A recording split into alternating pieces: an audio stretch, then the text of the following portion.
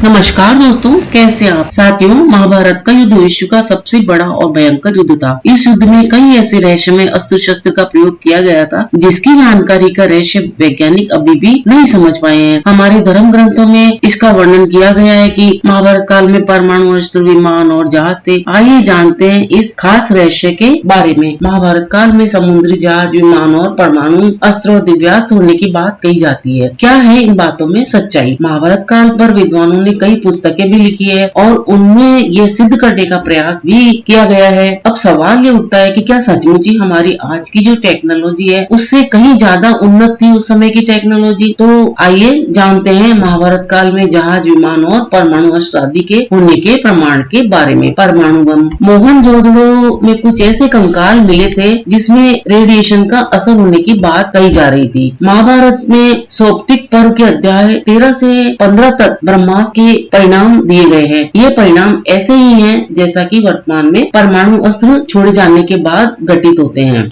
हिंदू इतिहास के जानकारों के मुताबिक 3 नवंबर 5563 से 64 वर्ष पूर्व छोड़ा हुआ ब्रह्मास्त्र परमाणु बम ही था। महाभारत में इसका वर्णन किया गया है कि ब्रह्मास्त्र छोड़े जाने के बाद भयंकर वायु जोरदार तमाचे मारने लगी, सहस्त्रावधि उल्का आकाश से गिरने लगे, भूत मात्रा को भयंकर महाभय उत्पन्न हो गया और आकाश में बड़ा शब्द हुआ, आकाश जलने लगा, पर्वत, अरण्य, वृक्षों के साथ पृथ्वी भी हिल गई। आधुनिक काल में जे रॉबर्ट ओपनहाइमर ने गीता और महाभारत का गहन अध्ययन किया और उन्होंने उसके बाद महाभारत में बताए गए ब्रह्मास्त्र की संहारक क्षमता पर शोध किया और अपने मिशन का नाम उन्होंने ट्रिनिटी यानी त्रिदेव रॉबर्ट के नेतृत्व में 1939 से 1945 के बीच का जो वैज्ञानिकों की एक टीम है उसने ये कार्य किया। 16 जुलाई 1945 को इसका पहला परीक्षण किया गया था। शोध कार्य के बाद विदेशी वैज्ञानिक मानते हैं कि वास्तव में महाभारत में परमाणु बम का प्रयोग हुआ था। 42 वर्ष पहले पुणे के डॉक्टर व लेखक पद्माकर विष्णु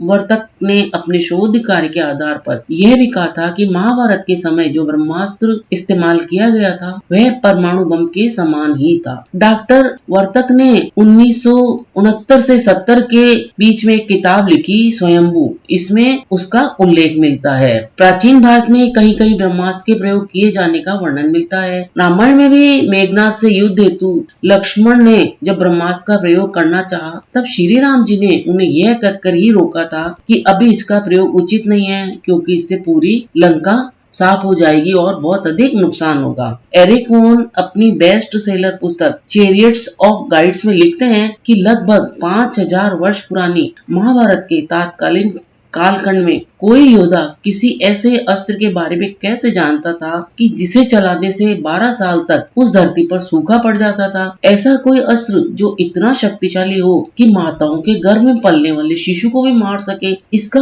अर्थ है कि ऐसा कुछ न कुछ तो था जिसका ज्ञान आगे नहीं बढ़ाया गया अथवा लिपिबद्ध नहीं हुआ और वो गुम हो गया। अब विमान की बात करें तो रामायण में पुष्पक विमान के होने का उल्लेख मिलता है। कुछ वर्ष पूर्व Wired.com की एक रिपोर्ट में दावा किया गया था कि प्राचीन भारत के 5000 वर्ष पुराने एक विमान को अफगानिस्तान की गुफा में पाया गया है। ऐसा कहा जाता है कि यह विमान एक टाइम वेल में फंसा हुआ है जिसके कारण ये अभी तक सुरक्षित बना हुआ है। यहाँ इस बात का बताना जरूरी होगा कि टाइम वेल एक ऐसा इलेक्ट्रोमैग्नेटिक शॉकवेव से सुरक्षित क्षेत्र होता है और इसी कारण से इस विमान के पास जाने की चेष्टा करने वाला कोई भी व्यक्ति इसके प्रभाव के कारण गायब या अदृश्य हो जाता है। हालांकि इस खबर की पूरी पुष्टि अभी नहीं हो सकी है। ऐसा कहते हैं कि महाभारत के युद्ध में कौरवों की मित्रता दैत्यों से थी। दैत्यों ने उन्हें कुछ ऐसे विमान भी दिए थे जिनसे कौरव सेना इनके माध्यम से आसमान से वार करती थी। यह भी जनश्रुति है कि सूर्य देव ने कर्ण को पुष्पक विमान दिया था।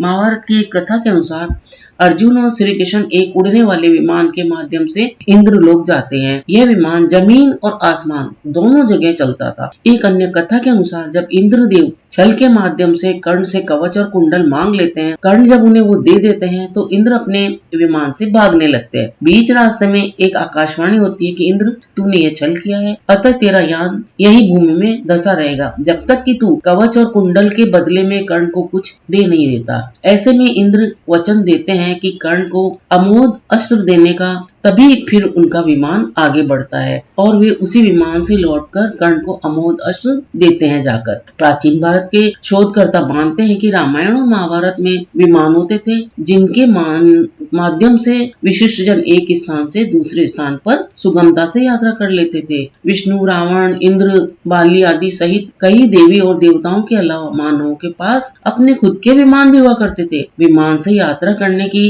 कई कहानियां भारतीय ग्रंथों में भरी पड़ी है। यही नहीं, कई ऐसे और ऋषि मुनि भी थे जो अंतरिक्ष में किसी दूसरे ग्रह पर जाकर पुनः वापस धरती पर लौट आते थे। अब जहाज की बात करें तो महाभारत से पूर्व हुई रामायण में नाव और जहाज होने का उल्लेख मिलता है। भगवान राम एक नाव में सफर करके ही गंगा पार करते हैं। पुष्पक विमान से वे श्रीलंका से अयोध्या लौटते हैं। दूसरी ओर संस्कृत और अन्य भाषाओं के ग्रंथों में इस बात के कई प्रमाण मिलते हैं कि भारतीय लोग समुद्र में जहाज द्वारा अरब और अन्य देशों की यात्रा करते थे। महाभारत और उससे जुड़े ग्रंथों में यह उल्लेख भी मिलता है कि यमुना में बड़ी बड़ी नावें चलती थी। इन नावों के माध्यम से ही कृष्ण और बलराम जी द्वारिका से मथुरा आते थे और मथुरा से द्वारिका जाते थे। बीच में उन्हें सरस्वती नदी में ही नावों से सफर करना पड़ता था। प्राचीन काल में यमुना और जो सरस्वती नदी है उनका स्वरूप अलग था और वो विशालकाय थी। भारत तीन ओर से समुद्र से घिरा हुआ है। प्राचीन भारतीय लोगों ने समुद्र में यात्रा करने के लिए सर्वप्रथम नौका का